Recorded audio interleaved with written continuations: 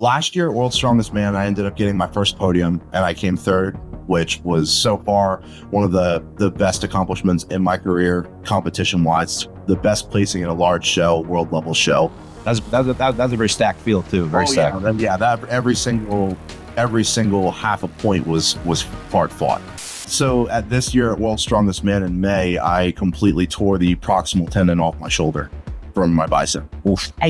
I know there was a couple of guys that were talking about how, because of how fast I bounced back and recovered, that it may not have been as bad as I was saying it was. I have the CAT scan and MRI to prove it. It was completely removed from the shoulder. So you're on social media, you're active. People know who you are. You've been in all the big stages. I think people put strongmen on such a pedestal. They're like, okay, they just show up and win, or they show up and do well. Like, there's a mental toll. And there's a lot of pressure to be able to do well, mainly when you're combating little injuries that can become big ones. Honestly, the bane of my existence is anything that's front carry for max distance. If I find out the events for like a giant show or something, and that's one of the events, I'm going to cry myself to sleep that night. I hate it so much. I hate it. Like, I'm sure you guys are fully aware of this. Strongman in the community, they're very fickle. They're very quick to write you off if you underperform. They only remember your last performance. They don't remember what you've done. You need to believe that you're going to win this show. You're going to need to believe that you will win World's Strongest Man.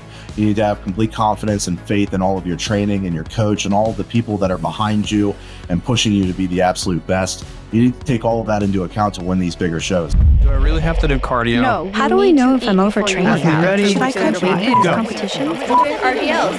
How much protein am I supposed to always? Is it ironic that a podcast about strongman is hosted by a woman? I think that's kind of the point. Wait. What?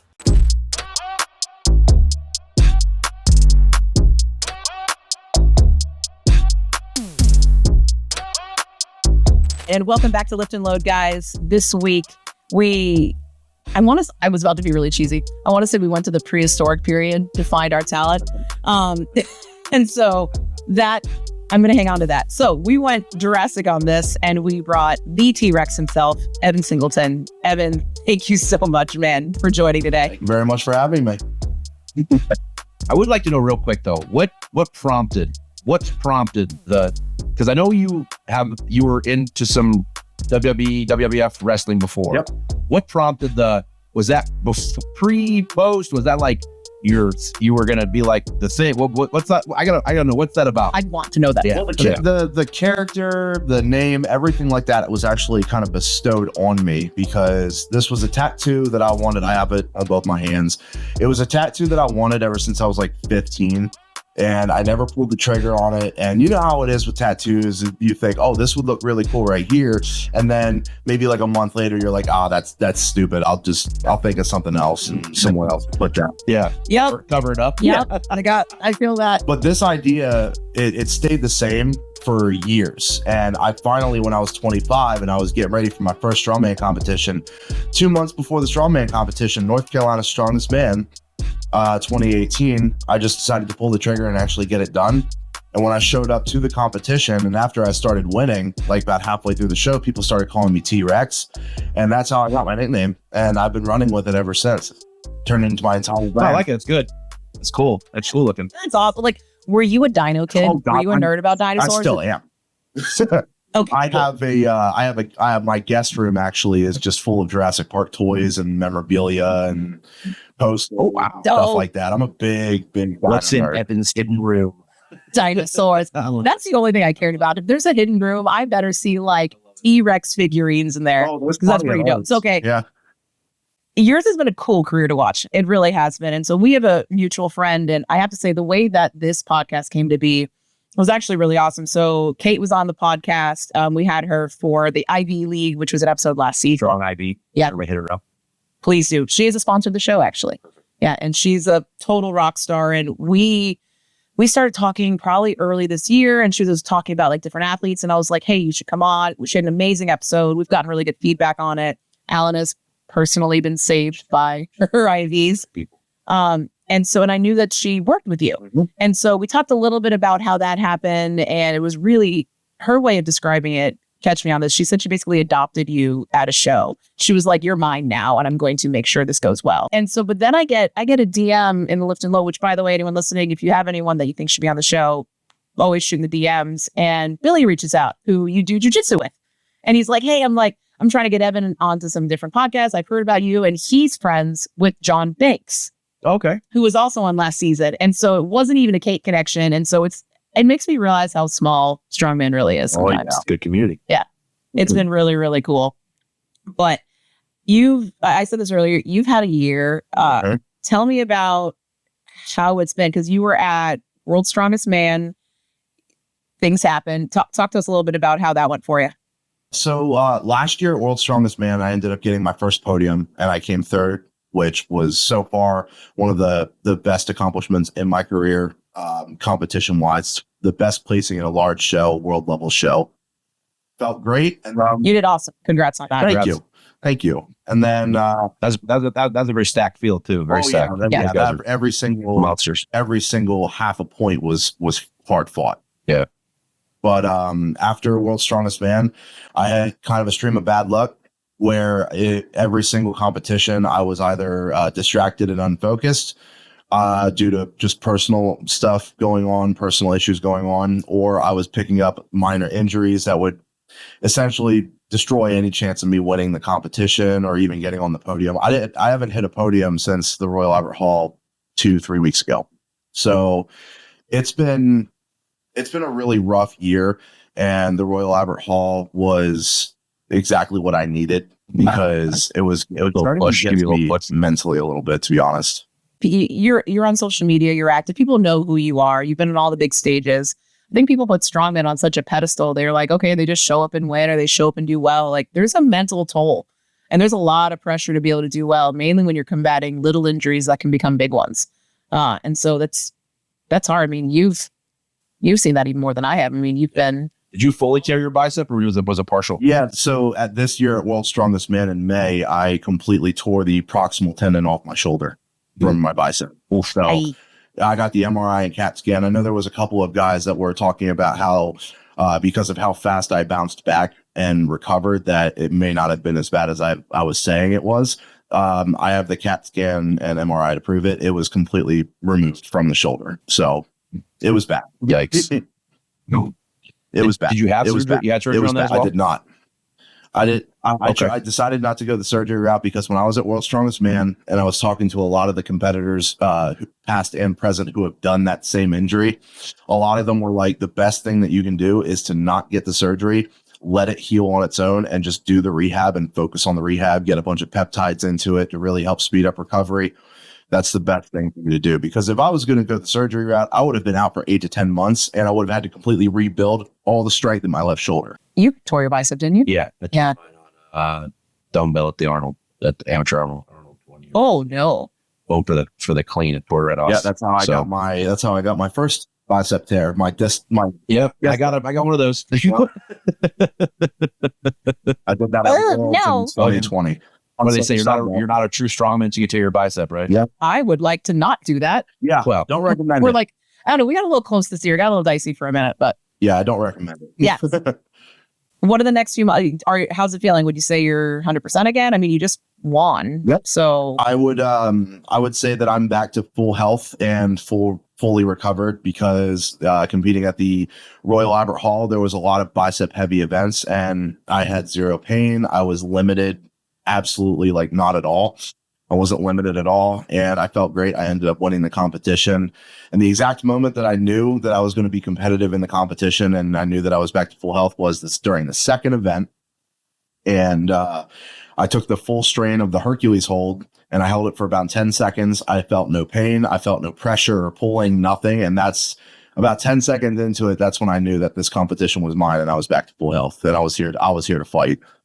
I mean, going into a Hercules hold after a bicep tear, That was the one that I was most scared of. Yeah. Yeah, that's fair. Yeah, for real though.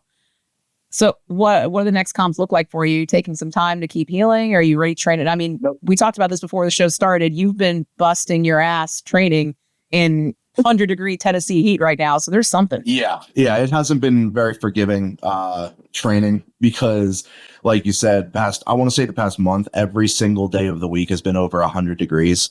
And a lot of the moving events and just the strongman stuff in general, I do all of that outside. So I'm working hard. I'm sweating my ass off. And yeah, so the next competition that I'm getting ready for is the Strongest Man on Earth. That is in Loveland, Colorado, August 16th and 17th. And then I'm back to my full competition schedule. After that, I have the Giants Live Deadlift World Championships in Birmingham, September 6th. And then I have Giants Live Glasgow. I believe that is on the 18th, 14th, somewhere middle of October. That would be, Oh my God. that'll be the log lift championships. And then I'm finishing out the season, hopefully, with the Rogue Invitational. I haven't got my official invite yet, but I'm feeling pretty confident that I'll be there. And that'll be October 31st to November 2nd. That's over in Scotland. Yeah, that's in Aberdeen. Yeah. You might as well stay overseas. Yeah, you should probably just get like a summer home in the UK at this I was point, thinking or about fall doing- home, I guess. I was thinking about doing that. I thought that would make it a lot easier. That's a lot of comps back and big comps. What does a whole year look like for you? How many competitions are you trying to get in? So the Arnold World's Strongest Man, I'll usually do 3 Giants Live shows, and then the Rogue Invitational. Yeah, it's usually between 5 to 7 shows a year. Wow. Are you under contract with the Giants Live guys? Nope. I choose to do them because I love them, and I think they're amazing shows. I'm very good at one-day shows, and I just really like the Giants Live, like the structure of it, the way that it's run, everything about Giants Live. I just love them. So like, even if I'm to the point where I'm winning World's Strongest Man and I'm pulling out all these world titles and everything like that, I'll still do the Giants Live shows just because I love them. Yeah, they got a lot of fans. I hope every time I watch it on either Instagram or a live feed, they're always, those guys, they always, it's amazing how they pack a house. And then, oh yeah, you go to like a local show or like, a pro show here. It's like 6 people in the parking lot. It's like, it's crazy. Overseas has got it right with Strongman. They really, yeah. And that helps. I mean, well, I think it's fair to say like a crowd cheering for you is going to make a big difference in your performance. Like you feed on it. Yep. I'm one of those athletes that feeds off of the electricity of the crowd and that atmosphere of performing in front of a large group of people. I thrive off of that. OSG this past year, I want to say it was at, I think maybe like 25% capacity of the stadium and whatnot. And a lot of it was athletes, and you feel the difference of it. Oh, yeah. Like I think probably one of the most electric ones we'd been at, this isn't even a personal bias, is at Orlando's, because it was a smaller space. We had 200 spectators, but just like they were circling the athletes, right? So it was a local show, but it was a lot of energy. And like you saw guys pull lifts that I don't know if they would have gotten in credit. Crowd's always nice to get behind a good show. Yeah. Up. Do you have any events that you, in full health, Evan, any events that you're like, that's my shit, I love that, doesn't matter what the day? And do you have ones that are just like, I'm going to get through it, but I'm not happy about it? 100%. Yeah. Like specific strongman events. Yeah. Oh, God, yeah. Absolutely. So circus dumbbell, Viking press, yoke, and farmers are probably the big 4 events for me where it's like, even on a shit day, I'm still going to be getting first or second just because those are like my events. I love doing those events. And then honestly, the bane of my existence is anything that's front carry for max distance. Like I hate about it. It makes me sad. If I find out the events for like a giant show or something, and that's one of the events, I'm going to cry myself to sleep that night. I hate it so much. I hate it. I mean, how's your waistband though? It's got to be pretty deep. You're not a small dude. I'm relatively good at front carry events. Like I'm not saying that they're bad events for me. I just despise them. I feel like just shit afterwards. I mean, there's something about squeezing, like I guess a grown man's size to your chest and having to run with it till you don't pass out. More than a grown man. There's heavyweight guys. It's more than how about another heavyweight guy? It's like grabbing Dimitar 17 off and holding him Just in a bear. That's accurate. So yeah, it's like that's accurate. Yep. With the sweat pouring in your eyes. All the above. That's all right. I've never been happier to be in midweight. I just have to hold like one of me. I'm good. So when did your career start? You really, I'd say the past 4 years have been your most active use in strongman, right? More or less. I would agree with that. Yeah.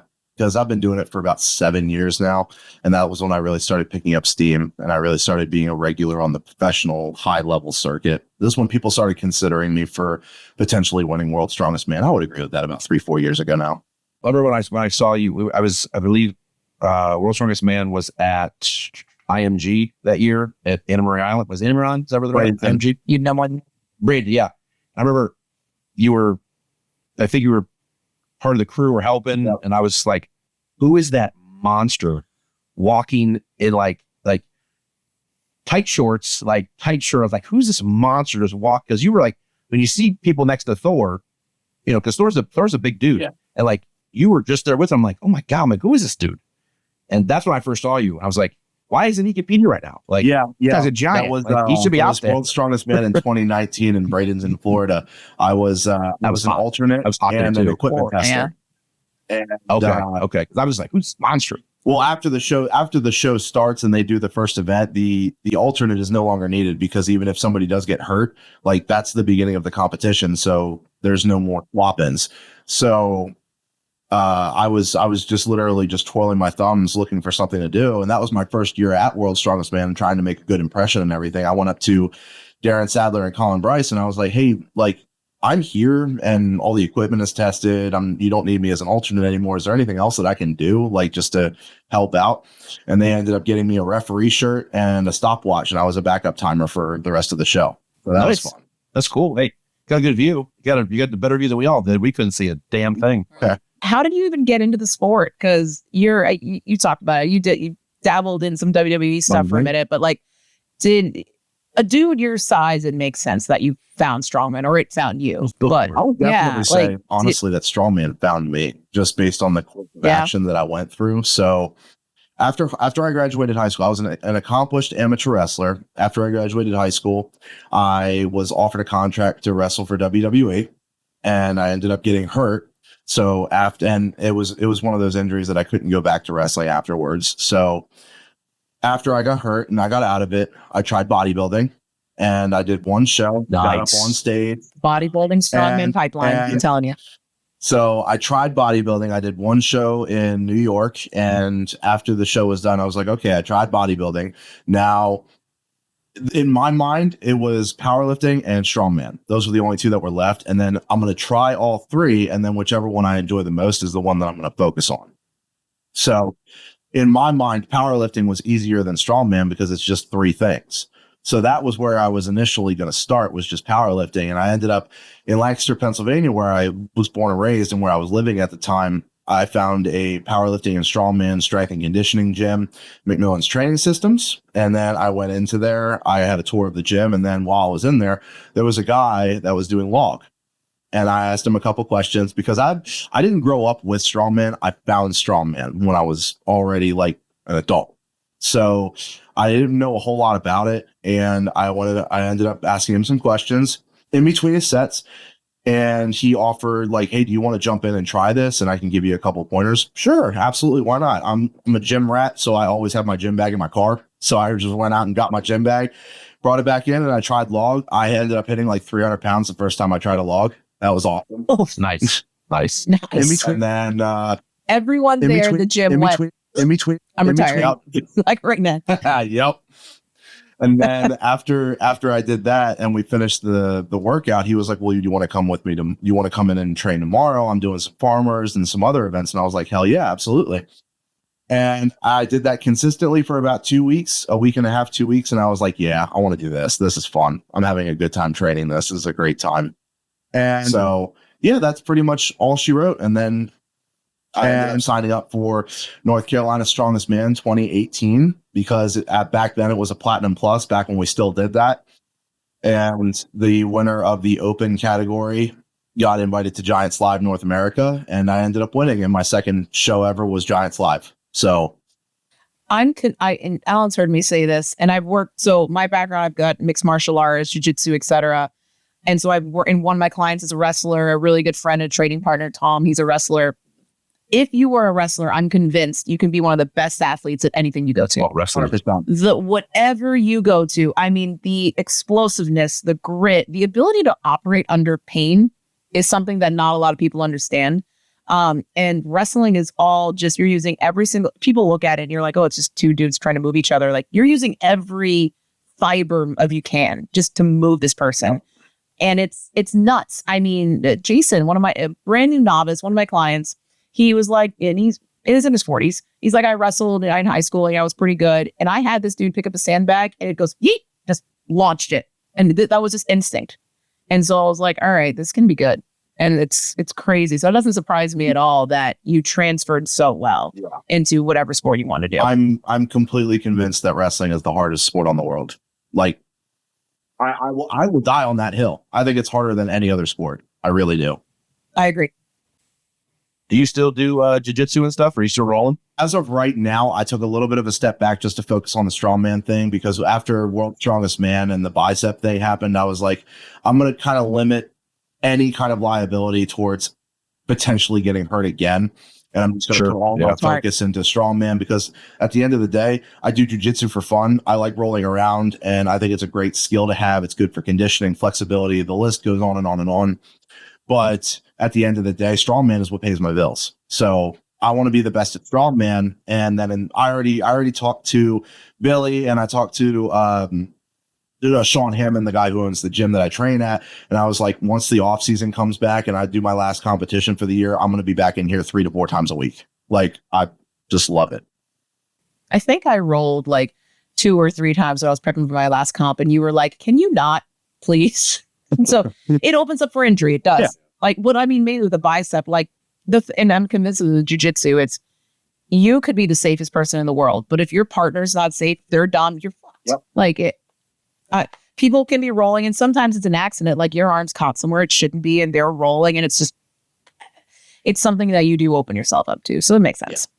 So is that, when you say, like, when it comes to blowing off steam, that's one of your main things, is like, or it was rather? Yeah, I would definitely say so. I mean, honestly, blowing off steam for me is pretty simple. I like to binge watch TV and movies. I like to shoot guns, and I like to grapple. That's the 3. You just got Alan right there. Shoot guns. I love guns. Oh, hell yeah. My camera is set up right in front of my gun wall. I'm looking right at it right now.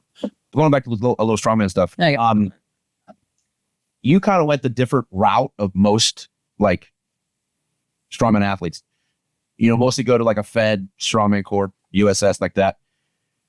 You went on to your, kind of like your own path of it, which is great. You got to that next level, which was awesome. What made you decide to, do that? Was it just like, hey, I'm just going to go do my own thing? Or did someone coach you with, like, do it this way? Or how'd that work out? When I started getting very serious about strongman, obviously winning World's Strongest Man became like, there's no greater feat, there's no greater title than winning that. World's Strongest Man is the Super Bowl. It's what we all compete for. That's the one we go for. So I've always been this way. I've always been a very logical, like facts in front of me kind of guy. It's like, how do I get to World's Strongest Man? Oh, this show popped up. I can go to Giants Live, and if I get top 3 at Giants Live, I can go to World's Strongest Man. And then that's when the work really starts. Perfect. There we go. I sign up for that. Like, going to the Arnold, winning the Arnold, awesome. It would be great. I would love to. It's on my bucket list of things I want to do in my career. Same with the Rogue Invitational, same with the Strongest Man on Earth. But at the end of the day, I'd be lying if I said World's Strongest Man isn't the number 1 title I want. I think that's every guy that does, like, their, that love strongman, or like, I want to be World's Strongest Man one day. Yep. Yeah. That's like, but I think you're very capable of doing that, Evan, though. I think, it's happening. I think you're on track. I think you're on track for all the ones you just mentioned. They're all in your wheelhouse. I think so. I like to think so. I'm going to from watching you on Instagram and watching you compete. I see it as it will happen. Yeah, that's exactly how he doesn't throw that around lightly. That's exactly how I see it too. I mean, the past like maybe 2 months, a lot of stuff has really turned around from my training partner to the gym that I'm training at, to the mindset, even my health. I've gotten healthier. I got a new coach. Everything is just falling in line, and everything has just been feeling absolutely amazing. My confidence is probably the highest it's been in years. I feel amazing, and I'm honestly like super excited to get after the rest of this season and show the world that next year, World's Strongest Man, I'm not coming for anything less than first. Good. That's awesome. That's good to hear.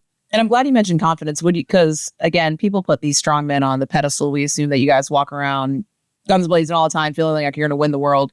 Do you struggle with that at all? Would you say that that's been something that because you're on a really stacked field where you have some big guys, like, how do you manage that? And how do you keep that confidence up? And how do you perform even when it's not there? Because that's another whole thing. The confidence is a hard thing to compete without.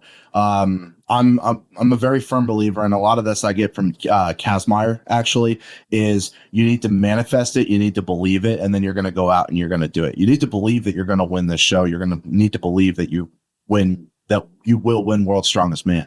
You need to have complete confidence and faith in all of your training and your coach and all of the people that are behind you and pushing you to be the absolute best. You need to take all of that into account to win these bigger shows. Like, it's not something, I'd be lying if I said that I walked around 100% confident all the time that I'm the best in the world, because that would just be a lie. I'm human. I mean, I have my ups and my downs. Right now, I'm just in an up. I feel absolutely amazing. I feel on top of my game. Last year, not so much. I struggled a lot with constantly getting hurt, training in suboptimal conditions, and then trying to go out and beat these guys who are in like mentally and like back home, like with their equipment and their gym and everything like that. They were just in a much better place than me. That was hard to compete with. It really was. And then to be third strongest man in the world and then go out and not even podium another show for the rest of the year, that hit home a lot. That hit hard. Because now, like, I'm sure you guys are fully aware of this, strongman in the community, they're very fickle. They're very quick to write you off if you underperform. They only remember your last performance. They don't remember what you've done. So Always said strongman will forget you before you forget it. Yep. Damn right. But that's why the Royal Albert Hall win a couple weeks ago, it meant so much to me, because it was like that was my show where I was like, I'm reminding the entire world, like, you guys are overlooking me and you shouldn't be. And you looked good at that show too, even though you were bleeding from part of it. How did that What happen? did you do? What did you do? I look at a photo and I I'm know like, you hit your head on things, but it's like, did you hit a little too hard? Or Okay, so see what had happened was. what happened was. So I'm Go. doing great during the entire show, and then the last event is the Stone Run, and the Stone platform for Giants Live, I'm almost positive they're made out of wood, but they're all the edges are lined with aluminum or steel, right? And I go over to the tall platform, I put my head against it, and I'm just doing my normal pre-stone ritual where, like, okay, I'm visualizing what I'm about to do. I'm visualizing everything I need to do, everything I've done so far in the night. This is the last show. I'm going to put my stamp on it, and then I'm going to secure this win. All right, let's do this. And then I headbutt. But I headbutted the steel lining instead of the wall. Oh, that the shot Gave me that. oh, dude. And Nice. that's what ended up it's a huge gash. So it obviously started bleeding all over the place. But two things with that. One, I thought it was absolutely hysterical because I didn't even get a chance to go backstage after the Stone Run because the medic was cleaning me up. He was trying to glue me back together.